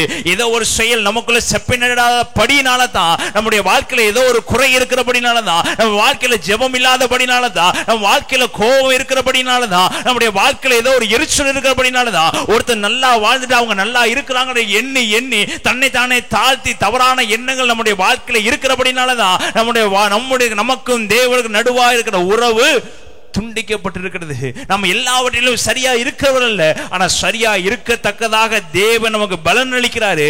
ஆனா தேவனுக்கு நேராக நம்முடைய இருதயத்தை திருப்பும் போது அவர் அற்புதம் செய்கிறவர்கள். ஹல்லேலூயா, ஹல்லேலூயா. நம்முடைய இருதயத்தை தேவனுக்கு நேராக என்ன பண்ணணும், திருப்பணும். திருப்பலைன்னா நம்ம ஜெபத்துக்கு ஒரு நாள் என்ன ஆகாது, கேட்டுக்கொண்டே இருப்பார். நீங்க ஜெபிக்கிற எல்லா ஜெபத்துக்கும் என்ன ஆகிட்டே இருக்கும், ஆன்சர் மேல போயிட்டே இருக்கும், ஜெபத்துடைய கேள்விகள் போய்கிட்டே இருக்கும். ஆனா பதில் வரணும்னா நம்முடைய வாழ்க்கையில செப்பனிடப்பட வேண்டிய சில காரியங்களை செப்பனிடப்பட்டு தான். ஹல்லேலூயா, ஹல்லேலூயா. மைக்கை கொடுத்துட்டா 4 மணி நேரம் ஜெபம் பண்றதுல ஒரு ஜெபம் கிடையாது, 5 மணி நேரம் ஜெபம் பண்ணல ஜெபம் இல்ல. நான் ஜெபம் பண்ண கர்த்தர் கேட்பார் என்ற நம்பிக்கை நமக்கு இருக்கிறது தாங்க முக்கியம். ஹல்லேலூயா. 4 மணி நேரம் ஜெபித்து அதுக்கு ஜெபம் நடக்கலைன்னா அதுக்கு ஒரு யூஸ் இல்ல. எலியா போல 1 நிமிடம் ஜெபித்தாலும் அதுக்கு அக்கினி இறங்கி வரும் என்ற நம்பிக்கை நமக்கு இருக்கணும் என்றா நமக்கும் தேவனுக்கு உறவு கரெக்டா இருக்கணும். கரெக்டா நன்றி சொல்லுதுமா. உங்களுக்கு தேவனுக்கு உறவு இருந்துச்சுன்னா நம்ம அநேக நேரம் உட்கார மாட்டோம். ஏசப்பா நீங்க பார்த்து கொள்வீங்க, எல்லாமே எனக்கு பார்த்து கொள்வீங்க. எல்லாவற்றையும் செய்ய நீ வல்லவர். யாக்கோபு சொல்றாரு, நான் ஒன்றுமில்லாமல் போனேன், எனக்கு தேவன் சகலத்தையும் திருப்பி கொடுத்தாரு. நான் வெறும் கையா நடந்து போனேன், கர்த்தர் எனக்கு 2 பரிவாரங்களை கொடுத்தாரு என்று சொல்லி அவருக்கு பேர் வைக்கிறாருங்க. ஏல் எல்லோக்கை என்று பேர் வைக்கிறாரு. அதே போல சாமுவேல் சொல்றாரு, என்னை இதுவரைக்கும் நீர் பார்த்து கொண்டு சொல்லி எபினேசர், எனக்கு இதுவரை நீ பார்த்து கொண்டு சொல்லி எபனேசர்னு பேர் வைக்கிறாரு. மோசே மாத்திரம் சும்மா இல்லைங்க, என்ன நான் போன எல்லா இடத்துலயும் எனக்கு வெற்றி சிறக்க பண்ணிருக்கிறாரு. எல்லா இடத்துலயும் எனக்கு வெற்றியை கொடுத்திருக்கிறாரு. நான் போன எல்லா இடத்துலயும் தோல்வியை கொடுக்கல, எல்லா இடத்துலயும் தலையை உயர்த்தி இருக்கான்னு சொல்லி யெகோவா நிசி என்று பேர் வச்சாரு. எல்லா இடத்துலயும் வெற்றி கொடுப்பார் என்று பேர் வச்சாரு. நீங்கள் தேவனுக்கு என்ன பேர் வச்சிருக்கீங்க? தேவனுக்கு யெகோவா நிசின்னு பேர் வச்சிருக்கீங்களா? இல்ல அவங்க சொன்ன பேரை இன்னைக்கு சொல்லிட்டு இருக்கீங்களா? ஒவ்வொருவரும் தேவனுடைய சமூகத்தில் செப்பனிட வேண்டியவர்களை செப்பனிட்டதுக்கு அப்புறம் தேவனுக்கு தனியாக ஒரு பேரை உருவாக்குறாங்க. ஒவ்வொருவரும் பலிபீடத்தை கட்டி சொல்றாங்க, எபினேசர் இதுவரைக்கும் எனக்கு உதவி செய்தார். யெகோவா நிசி, நான் போன எல்லா இடத்திலும் கர்த்தர் எனக்கு வெற்றியை கொடுத்தாரு. யாக்கோபு வைக்கிறாரு, ஏலெல்லோக்கே, நான் வெறுங்கையா கடந்து போனேன், எனக்கு 2 பரிவாரத்தை கர்த்தர் கொடுத்தாருன்னு சொல்லி ஏலெல்லோக்கே என்று சொல்லி அவர் பெயரிட்டாரு. ஆகார் பேரிடுறா, என்னை காண்பவரே, எல்ரோயி, என்னை காண்பவரே. ஏன்னா எல்லா சத்தத்துக்கும் தேவன் செவி கொடுத்தாரு. நீங்க நம்ம சத்தத்துக்கு அவர் செவி கொடுக்கிறவரா இருக்கிறாரு. நம்ம தேவனுக்கு என்ன பேர் வைக்கிறோம்? அப்பான்னு கூப்பிடுறோம். வேற என்ன பேர் வச்சிருக்கோம்? நம்ம சொந்தக்காரங்க எல்லாத்துக்கும் என்ன பேர் வைக்கிறோம். ஆனா தேவனுக்கு நம்ம என்ன பேர் வச்சிருக்கிறோம்? ஏன்னா உறவு இன்னும் சப்பனிடப்படல. தைரியமா நம்ம சொல்ல முடியுமா? சாமுவேல் சொல்றாரு, இதுவரைக்கும் என்னை நடத்தினீர். யாரு? எபனேசர், இதுவரைக்கும் நடத்தினீர். ஒவ்வொருவரும் பேர் வைக்கிறாங்க. இதுவரை நம்ம பூமியில இருக்க எல்லாத்துக்கும் ஒரு பேர் வச்சிருக்கிறோம். எத்தனையோ பேர் இந்த உலகத்துல உண்டு பண்ணிட்டோம். ஆனா தேவனுக்கு என்ன பேர் வைத்திருக்கிறோம்? அவர் சர்வ வல்லமை இல்ல ஒரு பிரியமானவர்களே. நம்ம கூப்பிடுற பிரகாரம் இறங்கி வருகிறவர், நம்ம என்ன சொல்கிறோமோ அதற்கேற்றபடி அவர் தன்னை மாற்றிக் கொள்கிறார். ஹல்லேலூயா. எபனேசர் பேருகிறார், ஆமாப்பா நான் எபனேசர். எல்ரோயின் பேருகிறார், ஆமாப்பா நான் எல்ரோஹி. யெகோவா நிசியின் பேருகிறார், ஆமாப்பா நான் யெகோவா நிசி. நீ என்ன சொல்றியா அதற்கு நான் அப்படியே என்ன பண்ணி ஆம் என்று பதில் கொடுக்கிறேன். ஏன்னா உறவு அப்படி இருந்துச்சு. ஹல்லேலூயா, ஹல்லேலூயா. தேவனுக்கும் அவர்களுக்கு உறவு அப்படி இருந்துச்சு. அதற்கு எல்லாத்துக்கும் தேவன் ஆம் என்றும் ஆமென் என்றும் பதிலளித்தார். பிரியமானவர்களே, நம்முடைய உறவு தேவன் எப்படி இருக்குது? கூப்பிடுற யாவருக்கும் அவர் இறங்கி வருகிறவர், கூப்பிடுற யாவருக்கும் அவர் பதிலளிக்கிறவர், உண்மையா கூப்பிடுற யாவருக்கும் அவர் சமீபமா இருக்கிறவர், தன்னை தானே தாழ்த்துகிறவருக்கு கூடவே இருக்கிறவர். ஹல்லேலூயா. நீங்க எதை தேர்ந்தெடுக்க போறீங்க? அவர் கேட்கணும் என்று தேர்ந்தெடுக்க போறீங்களா?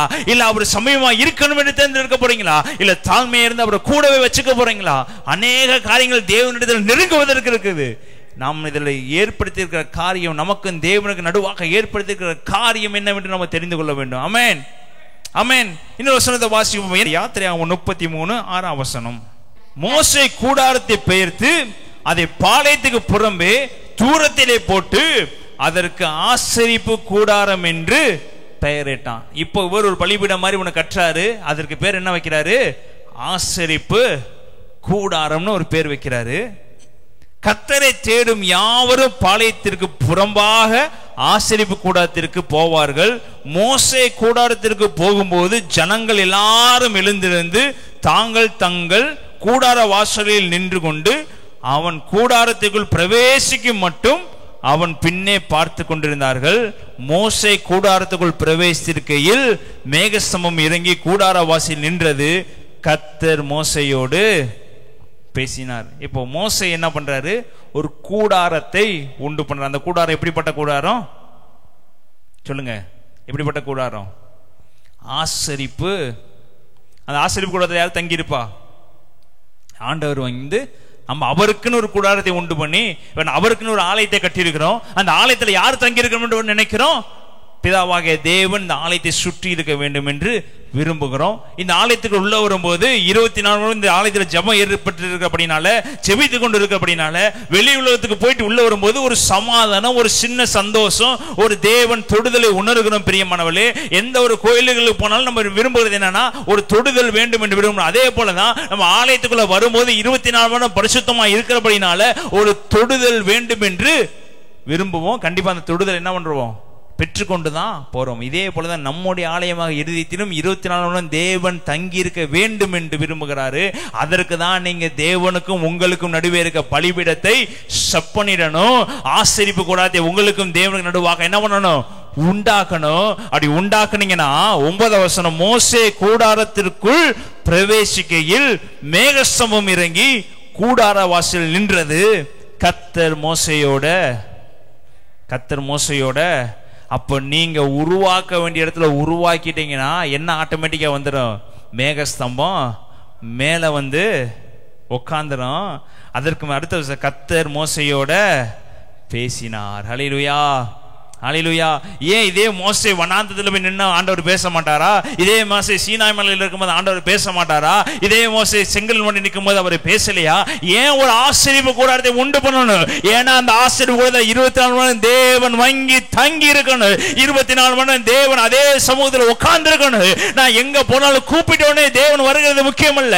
24 மணி நேரம் அந்த ஆசரிப்பு கூடாரத்தில் தேவனுடைய மகிமை இருந்துகிட்டே இருக்க வேண்டும் என்பதற்காக ஒரு ஆசரிப்பு கூடாரத்தை மோசே உண்டு பண்ணுகிறாரு. அதத்தான் இயேசு சொன்னாரு, நான் எப்பொழுது உங்களுக்குள்ளேயே இருப்பேன், எப்பொழுது உங்களுடைய வாசம் பண்ணுவேன், நீங்க கூப்பிடுற நேரம் உங்க வாசஸ்தலமாய் உங்க வீட்டுக்குள்ள எப்பொழுதுமே தங்கி இருப்பேன்னு சொல்றாரு. ஹல்லேலூயா, ஹல்லேலூயா, ஹல்லேலூயா. அப்ப மோசே என்ன பண்றாரு? ஒரு ஆசரிப்பு கூடாரத்தை தேவன் தங்குவதற்கு ஒரு ஆசரிப்பு கூடாரத்தை உண்டு பண்ண உடனே அங்க யார் வந்துட்டா? மேகஸ்தம்பம் ஆட்டோமேட்டிக்கா இறங்கிருச்சு. கூடார வாசலில் நின்றது. கர்த்தர் மோசையோடு பேசினாரு. ஜனங்கள் எல்லாரும் மேகஸ்தம்பம் கூடார வாசலில் நிற்கதை கண்டார்கள். ஜனங்கள் எல்லாரும் எழுந்திருந்து தாங்கள் தங்கள் கூடார வாசலை பணிந்து கொண்டார்கள். ஒருவன் தன் சிநேகிதனோடு பேசுவது போல, சொல்லுங்க, ஒருவன் தன் சிநேகிதனோட பேசினது போல, சொல்லுங்க. கர்த்தர் மோசையோடு முகமுகமாய் பேசினார். பின்பு அவன் பாளையத்திற்கு திரும்பினான். பின்பு அவன், நான் மோசையை பத்தி உங்கள்ட்ட பேசல, வேற காரியத்தை நான் பேச போறேன். ஆனா இதோட சாராம்சத்தை உங்கள்ட்ட சொல்றேன்.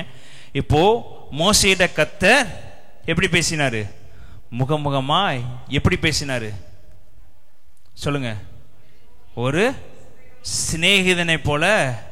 அப்போ அந்த இடத்துல ஒரு கூடார வாசல் இருதயத்துல உண்டு பண்ணுனா மாத்திரம்தான் அவர் சகோதரனை போல உங்கள்ட்ட வந்து பேசுவார். ஹல்லேலூயா, ஹல்லேலூயா. உங்களுக்குள்ள ஒரு வாசஸ்தலத்தை நீங்க உண்டாக்குனாதான் ஒரு நண்பனை போல உங்கள்ட்ட பேசுவாரு, ஒரு அப்பாவை போல உங்கள்ட்ட வந்து பேசுவாரு, ஒரு தம்பியை போல உங்கள்ட்ட வந்து பேசுவாரு, ஒரு அண்ணனை போல உங்கள்ட்ட வந்து பேசுவாரு. ஆனா எதுவுமே வாழ்க்கையில் நான் செப்பனிடவே படாம தேவன் எனக்கு செய்து முடிக்கணும், நான் மைக்க பிடிச்சு நின்னா அக்கினி இறங்கடு, நான் மைக்க பிடிச்சு நடந்தா பிசாசு ஓடணும்னு நினைச்சா அது மாம்ச பலனுங்க பிரியமானவர்களே, இது ஆவியின் பலன் இல்லை. ஹல்லேலூயா, ஹல்லேலூயா, ஹல்லேலூயா. தேவனுக்கு உங்களுக்கும் இருக்கிற உறவு எப்படி இருக்கணும்? அவர் எப்பொழுதுமே உங்களுக்குள்ள எப்படி இருப்பாரு? வாசம் பண்ணிக்கிட்டே இருப்பார். ஆமென், ஆமென். இதை பத்தி உங்கள்ட்ட பேசல. அடுத்த வசனம் தான் உங்கள்ட்ட பேச ஒரு முக்கியமான வசனம். 11ஆம் வசனம். ஒருவன் தன் சிநேகிதனோடு பேசினது போல கர்த்தர் மோசையோடு முகமுகமாய் பேசினார். பின்பு அவன் பாளையத்திற்கு திரும்பி இப்ப மோசே தேவன்கிட்ட பேசிட்டு எங்க போயிட்டாரு? சொல்லுங்க, எங்க போயிட்டாரு? எங்க போயிட்டாரு? அதை விட ஒரு கிரேட் ஒருத்தன் உள்ள இருக்கான் பாருங்க, வாசிங்க. நூனின் குமாரனாக யோசுவா என்னும் அவருடைய பணிவிடக்காரனாகிய வாலிபன் ஆசரிப்பு கூடாரத்தை விட்டு பிரியாதிருந்த. ஹல்லேலூயா, ஹல்லேலூயா. ஒருவன் மோசே வந்து பேசுறாரு, பாளையத்துக்கு திரும்பி போயிட்டாரு. ஆனா அந்த ஆசரிப்பு கூடாரத்திலே உட்கார்ந்து சகலத்தையும் பார்த்தவன், எனக்கு இது பத்தாது, இதை விட நான் பெரிய காரியத்தை செய்யணும், இதை விட ஒரு பெரிய வல்லமை செய்யணும், எனக்கு வேற எது வேணான்னு சொல்லி ஆசரிப்பு கூடாரத்தை விட்டு பிரியாது இருந்தான். ஹல்லேலூயா. நல்லா தெரிஞ்சு கொள்ளுங்க பிரியமானவர்களே, மோசே கர்த்தர் சொன்னபடி மோசே செய்தார். கன்மலையை பார்த்து பேசுன்னு சொல்லும் போது கர்த்தர் சொன்னதை மோசே கேட்கல. அதனால என்ன பண்ணுச்சு? நீ இஸ்ரவேலுக்குள்ள போக முடியாது. கர்த்தர் மோசேட்டே சொன்னாரு, 10 வாதைகளை உண்டு பண்ணுவேன், நான் சொல்றதை நீ செய்யின்னு சொன்னாரு. போ, முதல் வாதையை உண்டு பண்ணு, போ, 2வது வாதையை உண்டு பண்ணு, போ, 3வது வாதையை உண்டு பண்ணு சொல்லி 10 வாதையை சொன்னாரு. மோசே கேட்டான். செங்கல் முன்னாடி போய் நிற்கும்போது மோசேட்ட கர்த்தர் சொன்னாரு, உன் கையில கோலை கொடுத்திருக்கேன், நீ என்ன பண்ணு, கோலை நீட்டின்னு சொன்னாரு. கோல் நீட்டப்பட்டது. எல்லாமே கர்த்தர் சொல்ல மோசே செய்தாரு. ஆனா ஆசரிப்பு கூடாரத்தை விட்டு பிரியாதிருந்த யோசுவா சொல்லுக்கு தேவன் கீழ்ப்படிந்தார். ஹல்லேலூயா. கரங்களை தட்டி சொல்லுமா, சூரியனே நில் என்று சொல்லும்போது சூரியன் அப்படியே நின்னுச்சுங்க. சந்திரனே நில் என்று சொல்லும்போது சந்திரன் நின்னுச்சுங்க. இப்போ கர்த்தர் சொன்னதை மோசே கேட்டாரு, ஆனா ஆசரிப்பு கூடாரத்தை விட்டு பிரியாதிருந்த யோசுவா சொன்னதை கர்த்தர் கேட்டாரு. தேவனுடைய சமூகத்தை விட்டு பிரியாதிருந்த எலியா சொன்னதை கர்த்தர் கேட்டாருங்க. இதுதாங்க கர்த்தருக்கு நமக்கு இருக்க உறவுக்குள்ள வித்தியாசம். கர்த்தர் சொல்றதை நீங்க கேட்கிறீங்களா, இல்ல நீங்க தேவன் மேல வித்தியாசமான வைராக்கியம் விசுவாசம் வச்சிருந்தீங்கன்னா என் பிள்ளை நினைக்கிறதெல்லாம் அவர் செய்வாரு. நீ சூரியனை பார்த்து நில்லுனா அவர் நிக்குவாரு, சந்திரனை பார்த்து நில்லுனா என்ன பண்ணுவாரு, நிப்பாரு. இப்போ இஸ்ரவேல் ஜனங்கள் அநேக கோடிக்கணக்கான ஜனங்கள் இருக்கிறாங்க. ஆனா ஒரு வாலிபன், யாருங்க அவன்? வாலிபன். யாரை விட்டு பிரியாத இருந்தான்? ஆசரிப்பு கூடாது. ஆசரிப்பு கூடாது யாரை விட்டு பிரியாம இருந்தான்? கர்த்தரை விட்டு, மேக ஸ்தம்பத்தை விட்டு, அக்கினி ஸ்தம்பத்தை விட்டு எப்படி இருந்தாங்க? பிரியாது இருந்தா. இதோட மேன்மை எப்படிப்பட்டதா இருந்து வாசிப்போம். என்ன 27:14 இருந்து வாசிங்க. சீன் வனாந்தரத்தில் தண்ணீர் கடுத்த விஷயத்தில் அவர்கள் கண்களுக்கு முன்பாக என்னை நான் பரிசுத்தம் பண்ண வேண்டிய நீங்கள் என் கட்டளைகளை மீறினீர்களே என்றார். இது சீன் வனாந்தரத்திலே காதேஸ் ஊர் அருகே உண்டான மேரிபாவின் தண்ணீர் கடுத்த காரியம். இந்த சீன் வனாந்தரத்தில் கர்த்தர் என்ன பண்ணுவாரு? மோசேட்ட இந்த கண்மலையை பார்த்து பேசுன்னு சொல்லுவாரு. இந்த கண்மலை என்ன பண்ணிடுற? மோசே அடிச்சிருவாரு. அதுக்கு அடுத்த வாட்ஸ் பார்த்தீங்கன்னா சொல்லுவார், நீ ஆரோனும் நீ எங்க போக மாட்டீங்க, கானானுக்குள்ள போக மாட்டீங்க. ஆரோன் என்ன பண்ணிடுவாரு? இறந்துருவாரு. அதுக்கு மேல் முன்னாடி அதிகாரத்தை வாசத்தை பார்த்தீங்கன்னா ஆரோன் என்ன பண்ணிடுவாரு? இறந்துருவாரு. அடுத்து மோசேட்டையும் சொல்லிடுவார், நீ எங்க போக மாட்ட, கானான் தேசத்துக்குள்ள போக மாட்டேன்னு சொல்லிடுவாரு. அடுத்த வசனம் வாசிங்க, 15 வசனம். இப்படி நீ சீன் வனாந்தரத்தில் நீங்க கீழ்ப்படியாமல் போனீர்கள் என்று சொன்ன உடனே அப்பொழுது மோசே கர்த்தரை நோக்கி, கர்த்தருடைய சபை மேய்ப்பன் இல்லாத மந்தையை போல் இராதபடிக்கு இப்ப நானும் செத்துட்டேனா, என்னையே நீங்க கானானுக்குள்ள கொண்டு போயிட்டீங்கன்னா மேய்ப்பன் இல்லாத ஜனங்களாய் மாறிடுவார்களே. மேய்ப்பன் இல்லாத ஜனங்கள் எப்படி இருப்பாங்க, எப்படி நடந்து போவாங்க? இவங்க கீழ்ப்படியாதவங்க, நம்ம சொன்ன அவங்க ஒண்ணு செய்வாங்க. ஒவ்வொரு வாட்டி நான் போராடி உங்களை கூட்டிட்டு வந்திருக்கேன், இவங்களை இந்த இடத்துல நான் மறித்து போயிட்டேன்னா எனக்கு அடுத்து மேய்ப்பன் இல்லாமல் போயிடுவார்களே என்று மோசே கர்த்தர்கிட்ட கேட்கிறாரு. அப்பொழுது மோசே கர்த்தரை நோக்கி, அவர் பிளான் இல்லாம ஆண்டவர் எந்த காரியத்தையும் செய்கிறவர் இல்ல. ஆனா மோசே கர்த்தருக்கு சொல்றாரு, மேய்ப்பன் இல்லாத ஆடுகளை போலாடுவார்களே. அது கர்த்தர் என்ன சொல்றாரு? கர்த்தருடைய சபை மேய்ப்பன் இல்லாத ஆடுகளை போலிராதபடிக்கு அந்த சபைக்கு முன்பாக போக்கும் மரத்துமா இருக்கும்படிக்கு அவர்களை போகவும் வரவும் பண்ணும்படிக்கும் மாம்சமான யாருடைய ஆவிகளுக்கும் தேவனாய கர்த்தர் ஒரு புருஷனை அவர்கள் மேல் அதிகாரியாக ஏற்படுத்த வேண்டும் என்றான். ஹல்லேலூயா, ஹல்லேலூயா. இப்போ மோசே கர்த்தருக்கு ஒரு காரியத்தை சொல்றாரு. கானான் தேசத்துக்குள்ள போற வரைக்கும் போக்குவரத்துமா இருக்கிறதுக்கு, இந்த ஜனங்களை கானான் தேசத்துக்குள்ள கூட்டிட்டு போறதுக்கு ஒரு மேய்ப்பனை உண்டாக்க வேண்டும் என்று யாரு ரிக்வெஸ்ட் பண்றா? மோசே யார்கிட்ட ரிக்வெஸ்ட் பண்றாரு? கர்த்தர்கிட்ட ரிக்வெஸ்ட் பண்றாரு. போக்குவரத்தமா இருக்குது. ஆரோனும் போயிட்டாரு, என்ன பண்ணிடுவீங்க, நீங்க கானானுக்குள்ள கூட்டிட்டு போக மாட்டீங்க, என் ஸ்தானத்துல ஒருத்தர் என்ன பண்ணணும், உண்டாக்க வேண்டும் என்று சொல்லி கர்த்தருடைய இவரே ஒரு முறை இடுகிறார். அடுத்த ஸ்தானத்திற்கு முறை இடுகிறாரு. கர்த்தர் மோசேயை நோக்கி, ஆவியை பெற்றிருக்கிற புருஷனாகிய யோசுவா என்னும் நூனின் குமாரனை நீ தெரிந்து கொண்டு அவன் மேல் உன் கையை வைத்து அவனை ஆசாரியனாகிய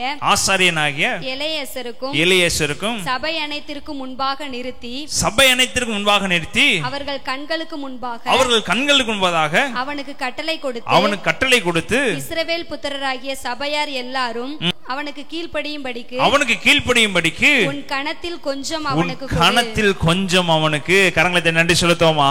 இவர் கேட்கிறாரு, ஜனங்கள போக்குவரத்துமா இருக்கிறது ஒருத்தர் ஏற்படுதுன்னு சொல்லும் போது நான் ஒருவனை ஏற்படுத்திட்டேன், அவன் பேர் யோசுவா. அவன் யோசுவாவை நீ தெரிந்து எடுத்து நீ எலியாசர் மட்டும் போய் நிப்பாட்டு, நிப்பாட்டிட்டு உன் வல்லமை, உன்னுடைய அதிகாரம், உனக்கு இருக்க எல்லாத்தையும் யாருக்கிட்ட கொடுக்க சொல்றாரு? ஆசரிப்பு கூடாரத்தை விட்டு எவன் பிரியாம இருந்தானோ அவனை தெரிந்தெடுத்து அவன்கிட்ட கொடுக்க சொல்றாரு. உன்கிட்ட இருக்க அதிகாரத்தை யார்ட்ட கொடு சொல்லுங்க. யார்ட்ட கொடுக்கணும்? யோசுவாட்ட. சொல்ல முடியுமாங்க அப்படி? யார் தேவனுடைய சமூகத்தில் இரவும் பகல உட்கார்ந்துருக்கிறீங்களோ, உங்களை விட நீங்க பெரிய ஆளை யாரா பாக்குறீங்களோ அவங்களுடைய அதிகாரத்தை காட்டிலும் மேலான அதிகாரத்தை கர்த்தர் உங்களுக்கு கொடுத்து ஆசீர்வதிக்கிறவர். சொல்லுதோமா? வசனத்தை வாசித்து பாருங்க. இஸ்ரவேல் புத்திரராகிய சபையார் எல்லாரும் அவனுக்கு கீழ்ப்படியும்படிக்கு உன் கணத்தில் கொஞ்சம், உன் கணத்துல உன்னை எப்படிலாம் மதிக்கிறாங்களோ, உனக்கு எப்படிலாம் பயப்படுறாங்களோ, உன் மேல எப்படிலாம் நம்பிக்கை வச்சிருக்கிறாங்களோ, இனி உனக்கு கீழ்ப்படிதாங்களோ இல்லையோ அவனுக்கு கீழ்ப்படிய வேண்டும் என்று நீ என்ன பண்ணு? ஒரு வாலிபனாகிய யோசுவாவுக்கு கோடி என்று சொல்லி யாரு சொல்றா? கர்த்தர் சொல்லுகிறார். ஹல்லேலூயா, ஹல்லேலூயா, ஹல்லேலூயா. இந்த கணம் எப்படிங்க உண்டாச்சு சொல்லுங்க? இந்த கணம் எப்படி உண்டாச்சு? சாதாரணமா உண்டாச்சா? சாதாரணமான யோசுவா உண்டாக்கப்பட்டுட்டாரா? பார்த்தவனே யோசுவாவை தேவன் தேர்ந்தெடுத்துட்டாரா? இல்ல மோசையே தேர்ந்தெடுத்து யோசுவா தான் சொல்லிட்டாரா? இல்லங்க. யார் தேவனுடைய சமூகத்தை இரவும் பகல உட்காருங்களோ அவருடைய கண்கள் உற்று பார்க்கிறது. அடுத்த ஸ்தானத்திற்கு யாரு வேண்டும்? அடுத்த ஸ்தானத்திற்கு யார் எழுப்பணும்? என்னுடைய ஜனத்தை யார் கூட்டிட்டு போவா? மோசே ஆசீர்வு கூடாதுக்குள்ள வருவாரு, வேலை முடிஞ்சனே வெளியே போயிருவாரு. ஆனா யோசுவாவோ ஆசீர்வு கூடாதத்தில் இரவும் பகலும் தங்குறவரா இருந்தாரு. வாலிபனா இருக்கும் போதே ஆசீர்வு கூடாரத்தை விட்டு பிரியாத யோசுவாக்கு தாங்க அடுத்த கணம் என்று அன்னைக்கு கர்த்தர் தீர்மானிச்சிட்டாரு. ஆனா அது மோசேயுடைய வாயிலிருந்து வெளிப்படும் போது ஒன்ன காட்டிலும் அவன் பெரிய கணம் பிறந்தவன். உன்னுடைய கணத்தை தூக்கி யார்கிட்ட கொடுன்னு சொன்னாரு? யோசுவா கிட்ட. கரங்களை தண்டி சொல்லுதோமா? ஒரு வாலிபனா இருக்கிறவனுக்கு இப்பேற்பட்ட கணம் கிடைக்கணும்னா, ஒரு வாலிபனா இருக்கிற உங்களை பார்த்து இந்த ஊர் நடுங்கணும்னா, ஒரு வாலிபனா இருக்க உங்களை பார்த்து சத்துரு நடுங்கணும்னா, வாலிபர் இருக்க உங்களை பார்த்து இந்த தேசம் நடுங்கணும்னா, பெற வேண்டிய அபிஷேகத்தையும் பெற வேண்டிய வைராகியத்தையும் பெற வேண்டிய தேவ சமூகத்தில் உட்கார வேண்டிய உட்காருதலையும் நீங்கள் உறுதியா பிடிச்சிருந்தீங்கன்னா லட்சக்கணக்கான ஜனங்கள் உங்களை பார்த்து நடுங்குவார்கள். ஹல்லேலூயா, ஹல்லேலூயா. வாலிபனுக்கு கணத்தை பாருங்க. லட்சக்கணக்கான மக்கள் இஸ்ரவேல் எகிப்திலிருந்து வர்றாங்க. லட்சக்கணக்கான மக்கள் யாருக்கு இங்க இப்ப நடுங்கணும்? யோசுவாவுக்கு நடுங்கணும். ஒரே பெரிய வேலையெல்லாம் யோசுவா செய்யல. ஆசரிப்பு கூடாரத்தை விட்டு பிரியாதிருந்தான். அவன் வில் வித்த எந்த வித்தைக்கும் போலீங்க. ஆசரிப்பு கூடத்தை தங்கியிருந்தான். லட்சக்கணக்கான வீரர்கள், போர் வீரர்கள், பராக்கிரமசாலிகள் எல்லாரும் யார் சமூகத்தில் வந்து விழுந்தாங்கன்னா யோசுவா கை நீட்டினா பாய்வதற்காக யோசுவா சமூகத்தில் வந்து சொல்லியிருப்பாங்க. நீ பூசாரின்னு சொல்லிருக்கலாம். நீ என்னடா எப்ப பார்த்தாலும் ஆசரிப்பு கூடத்தை உட்காந்துருக்க, உனக்கு தகுதி இல்லை, தெம்பு இல்லை, உனக்கு பலன் இல்லை, நீ உனக்கு எதுவுமே இல்லை, நீ கூடாரா வாசின்னு சொல்லி என்ன பண்ணிருக்கலாம்? எல்லாரும் நக்கல் பண்ணிருக்கலாம். ஆனா பெறக்கூடிய ஒரு அபிஷேகம் பெற்றுக்கொண்டாங்க. அந்த அபிஷேகம் தான் இஸ்ரவேல் ஜனங்களை நடுங்க வைக்கிறதா இருந்துச்சு. ஹல்லேலூயா, ஹல்லேலூயா. பலத்தினாலும் அல்ல, பராக்கிரமத்தினாலும் அல்ல, எல்லாம் கர்த்தருடைய ஆவியானவர்களாக நீங்க உட்கார வேண்டிய இடத்துல உட்கார்ந்து இருந்தீங்கன்னா பராக்கிரமசாலிகள் உங்க சமூகத்தில் வந்து உட்காரும்படியா கர்த்தர் மாற்றுவார். ஹல்லேலூயா. யோசுவாக்கு ஏன் இந்த கணம் எடுத்து வாசிப்பாங்க? யோசுவா 24 அதிகாரம் 14 வசனம். யோசுவா என்ன செய்தாரு? ஆகையால் நீங்கள் கர்த்தருக்கு பயந்து அவரை உத்தமமும் உண்மையுமாய் சேவித்து உங்கள் பிதாக்கள் நதிக்கு அப்புறத்திலும் எகிப்திலும் சேவித்த தேவர்களை அகற்றிவிட்டு கர்த்தரை சேவியுங்கள். கர்த்தரை சேவிக்கிறது உங்கள் பார்வைக்கு ஆகாததாய் கண்டால் பின்ன யாரை சேவிப்பீர்கள் என்று இன்று தெரிந்து கொள்ளுங்கள். நதிக்கு அப்புறத்தில் உங்கள் பிதாக்கள் சேவித்த தேவர்களை சேவிப்பீர்களோ? நீங்கள் வாசம் பண்ணுகிற தேசத்துக்கு குடிகளாகிய எமோரியரின் தேவர்களை சேவிப்பீர்களோ? நானும் என் வீட்டாருமோ வென்றால் கர்த்தரையே சேவிப்போம் என்றான்.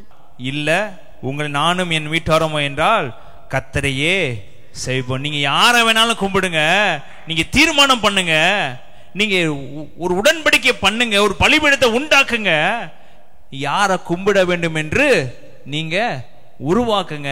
ஆனா நானும் என் வீட்டாரும் அப்படி இருக்க மாட்டோம், கர்த்தரையே சேவிப்போம். இதை சொல்லுதோமா?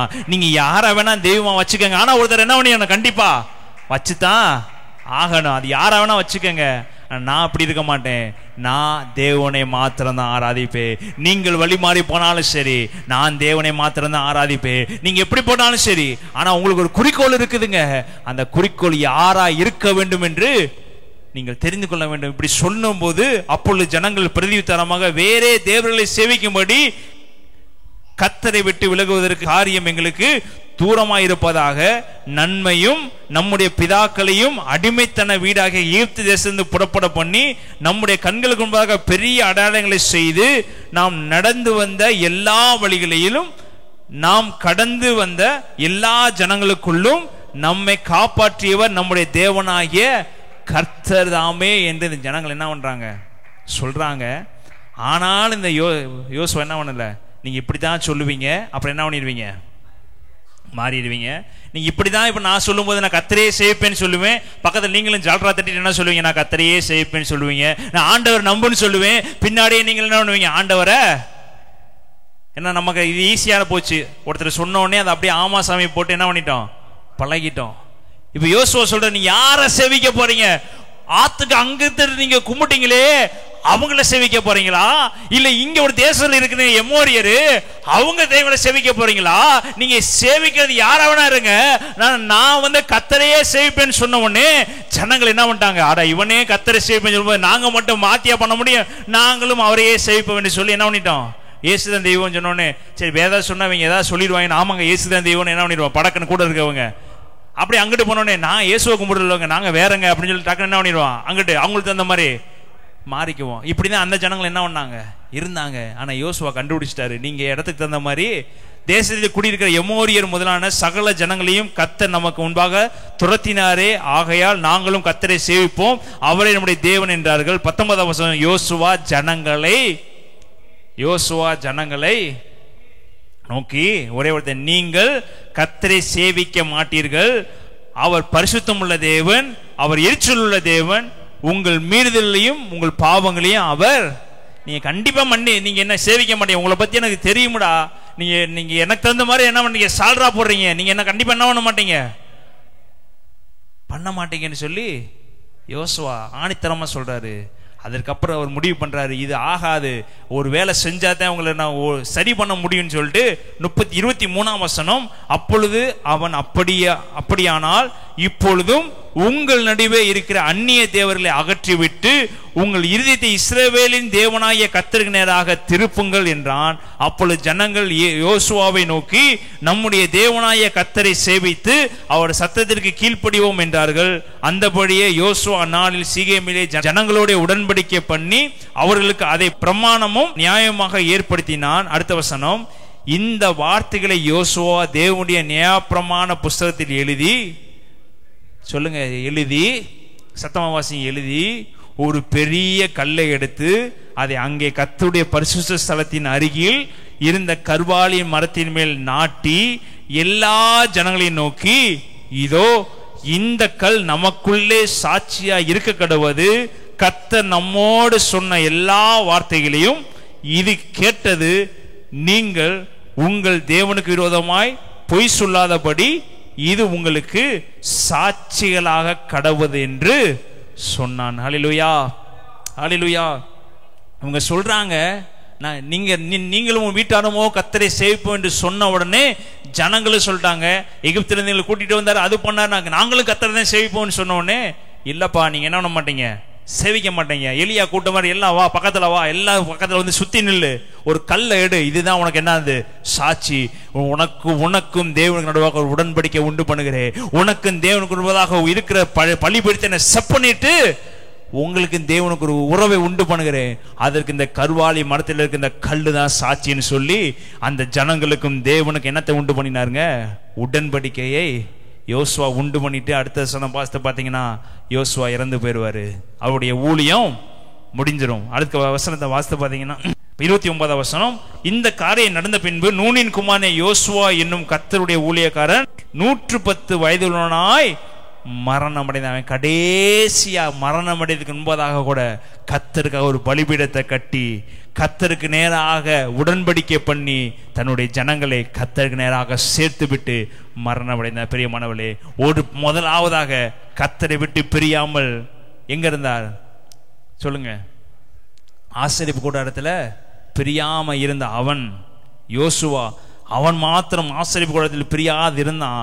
கடைசியில எல்லாரும் ஆசரிப்பு கூடாரத்துக்கு வரும்படியாக ஒரு கல்லை வைத்து ஜனங்கள் எல்லாரையும் ஆசரிப்பு கூடாரத்தினாக திருப்பி கர்வாலி மரத்தின் கீழே ஒரு கல்லை நாட்டி நீங்கள் கர்த்தராகிய தேவனை மாத்திரம்தான் ஆராதிக்க வேண்டும் சொல்லி ஒரு சாட்சியை கொடுத்துட்டு ஒரு சத்தியம் பண்ணிட்டு ஜனங்களை தேவனுக்கு நேராக திருப்பி விட்டு தன் உயிரை விட்டாங்க. இதுதாங்க வைராக்கியம், இதுதாங்க கர்த்தர் மேல வச்சிருக்கிற பற்றுதல், இதுதாங்க கர்த்தருடைய ஆசரிப்பு கூடத்தில் உட்கார்ந்தவனுடைய நோக்கம் எப்படி இருக்கணும்னா ஜனங்களை தேவனுக்கு நேராக திருப்புறவளா இருக்கணும். ஹல்லேலூயா, ஹல்லேலூயா.